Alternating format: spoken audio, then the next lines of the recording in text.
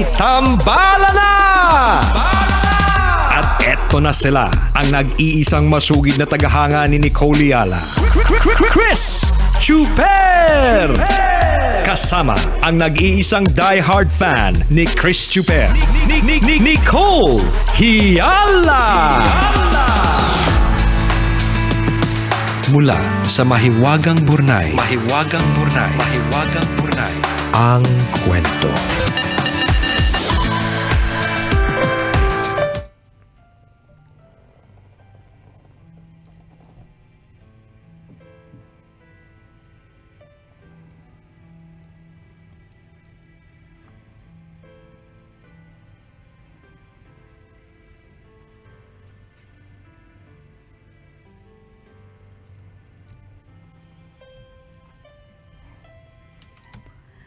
Dear Nicole and Chris, itago nyo na lang ako sa pangalang Trisha, isa sa mga die-hard ninyong tambalanista. Mga bagets pa kayo, nakatutok na ako sa tambalan. Ngayong may mga asawa na kayo, loyal listener nyo pa din ako. Sumulat ako para humingi ng opinyon ninyo. Matagal ko ng kasintahan si Albert. Nag-aaral pa lang, kami na. Soulmate ko si Albert. Siya yung pangarap kong makasama habang buhay. Kaya naman araw-araw, nagpapasalamat ako at pinagtagpo ang landas namin. Hindi ko na ma-imagine ang buhay nang hindi siya ang kasama ko. Hindi naman perpekto ang relasyon namin. Nagkakatampuhan din. Pero kahit gaano kami kapikon sa isa't isa, naayos din. Ganon yata kapag nagmamahal. Hindi sumusuko, laging handang magpakumbaba. Sales rep si Albert at sanay ako sa klase ng trabahong meron siya. Madalas siyang lumabas kasama ng mga kliyente, kung hindi kumakain, umiinom. Normal yun sa akin. Pero kamakailan lang, may nangyari na hanggang ngayon, hindi ko matanggap. Lumabas kasi si Albert kasama ng mga kliyente. This time around, hindi lang sila basta kumain o uminom. Tumikim siya ng bayarang babae. Kailangan daw niyang makisama. Wala lang naman daw yun. Parte daw ng trabaho niya yon. Pwede naman daw na hindi niya sinabi sa akin, hindi ko naman malalaman. Pero pinili daw niyang sabihin dahil gusto daw niyang maging tapat sa akin. Ayaw daw niya nang may tinatago. Tambalan ng sakit-sakit. Hanggang ngayon hindi ko matanggap. Hihiwalayan ko na ba? Natatakot ako na kung ipipilit ko pa, lagi lang pagsisimula ng away sa tuwing naaalala ko. Ano po ang gagawin ko? Salamat sa inyong payo. Ang inyong tambalanista, Trisha.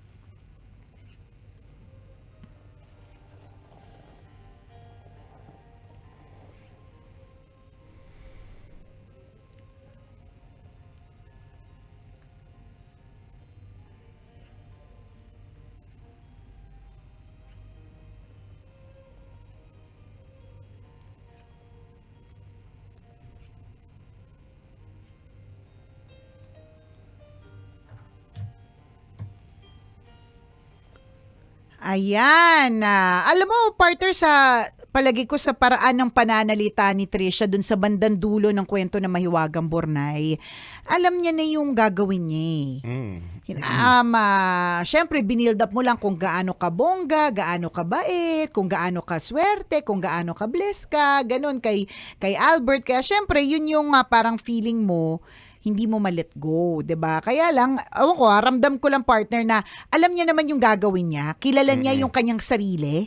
Alam niya yung kilala ni Trisha yung sarili niya na pag pinagpatuloy ko to, sigurado magpagsisimulan lang ng away. Hindi ko matanggap. 'Di ba? Yun naman yung mga words mo eh. Kailangan lang may mga magsabi sa iyo na tama yung desisyon mo.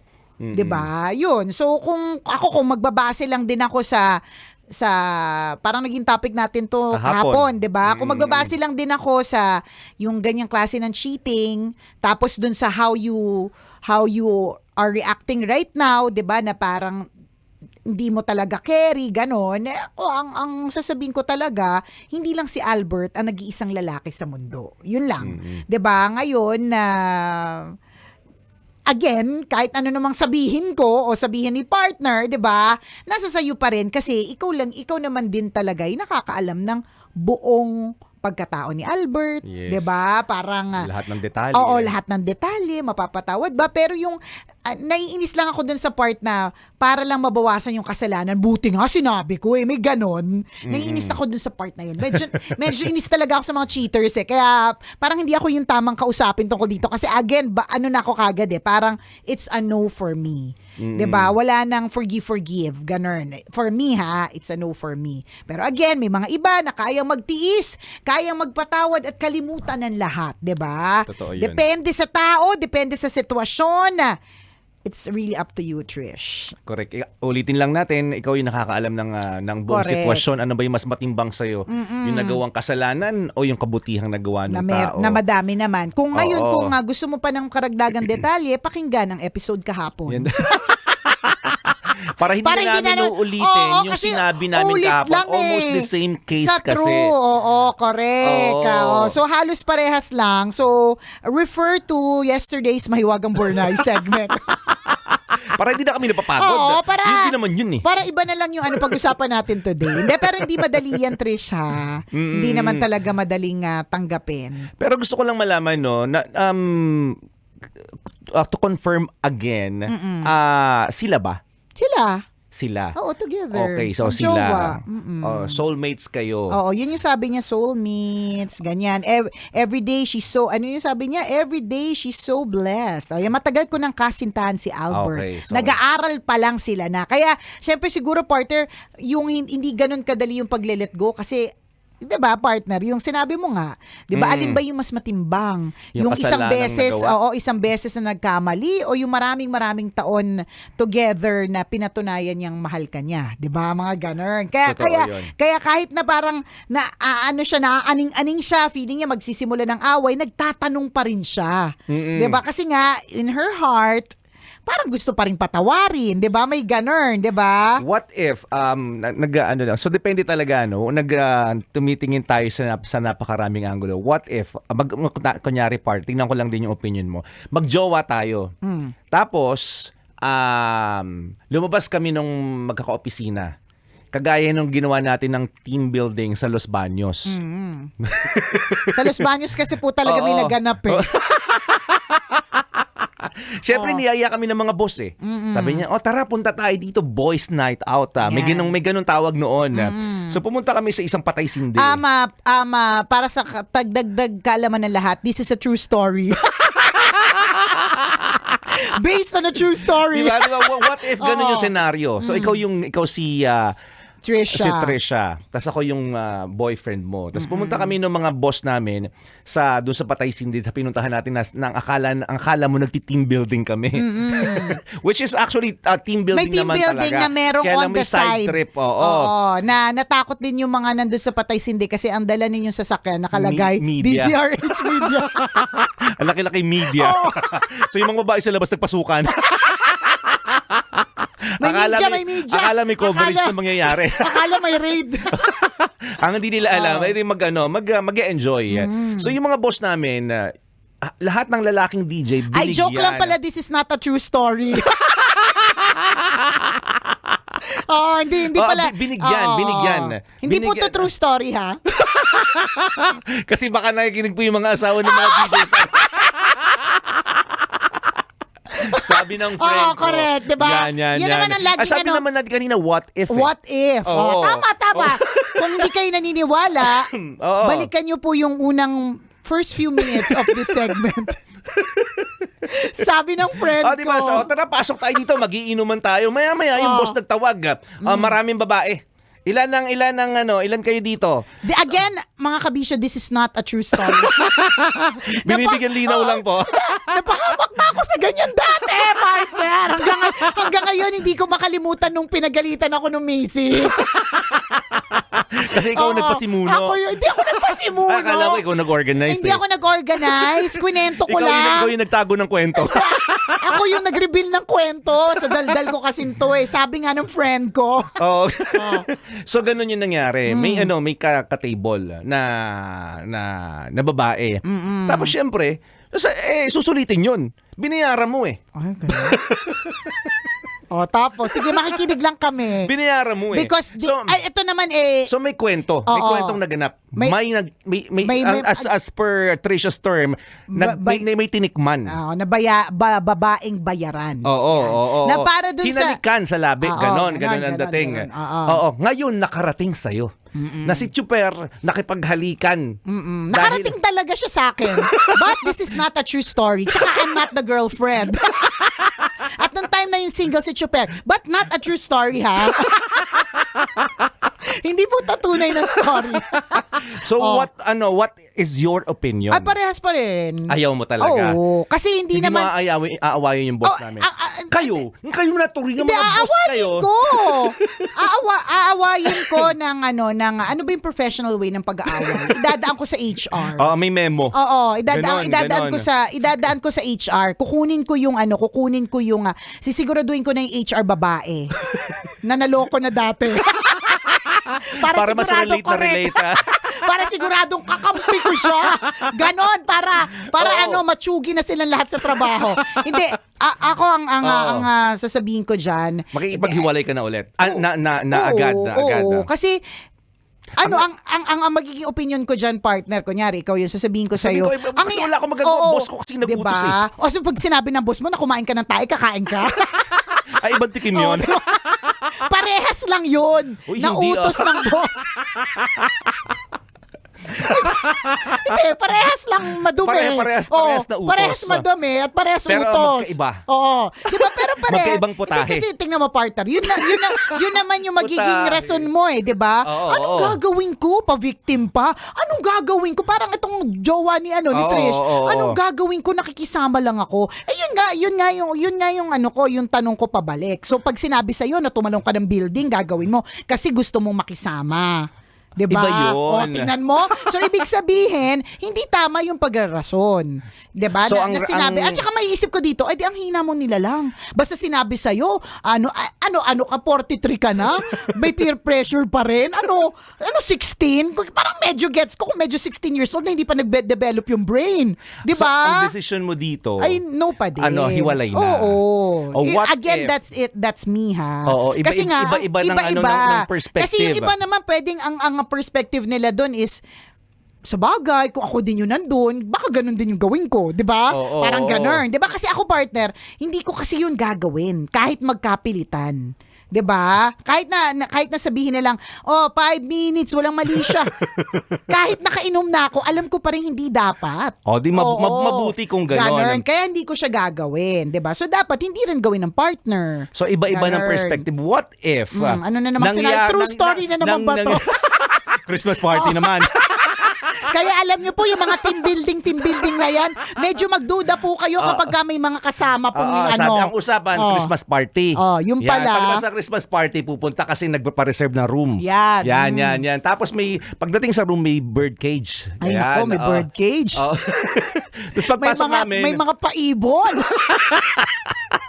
Ano to, mga babae ba yan? May mga paibon. May kalapating mababa ang lipad pala. May paibon talaga. Tapos may mga naganap ulit. May mga kwentong nangyari. alam mo, It happened before your relationship. Before the relationship, carry lang. Hindi ako, kasi ako magbabase ako din sa, do unto others what you want others to do. So it's okay if it happened before the relationship. If you're single, hindi ko sinasabing hindi ko sinasabi na tama yung magtikim ng mga bayaran or whatever. Hindi that's not the point. Ang point is yung walang panluloko na ganap kung in the first place hindi ka naman taken. Oo. Yun lang naman. Ano pang true story ang what if mo? What if? Bakit madaming Bakit maraming senaryo? Sana po wala nakikinig ng mga asawa yung mga DJs dito. No? Ay, hindi, walang ganun Hindi naman po kasi nangyari to. Sabi nga Oo. natin, what if Sabi lang ng friend Yeah. ko. Oo, what if? Hindi, walang ganun What clean, if? Baka hindi napayagan yung mga DJ dito. Clean fun lang po kami lagi Ito, what if stag party?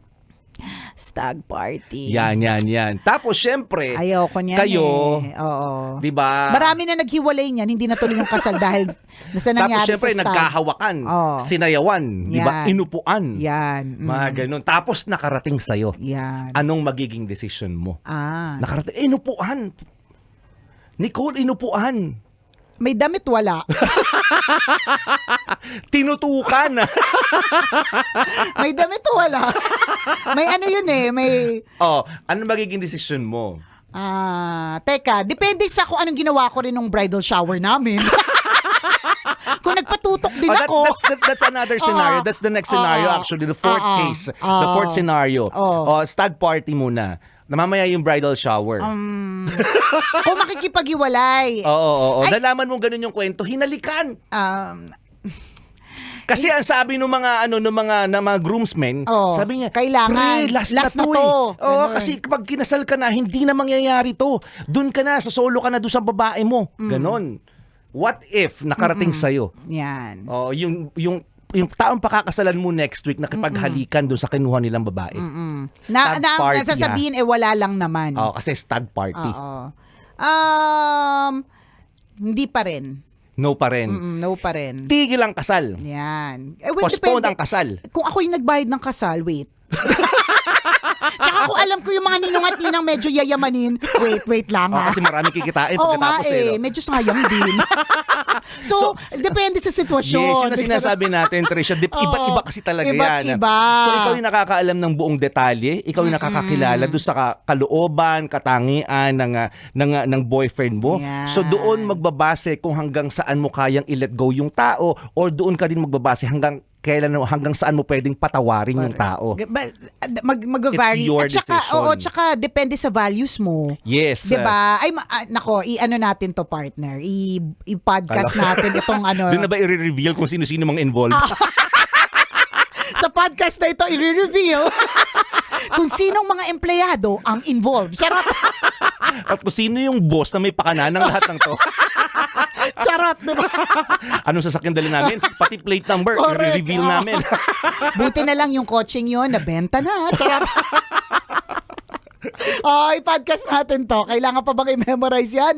Basic. Pero again, Trisha, it's really up to you. Depends on your values, depends Yes. on the situation, depends on the level of love that you have. This portion was Kailangan pa bang i-memorize yan? Love Radio. Basic!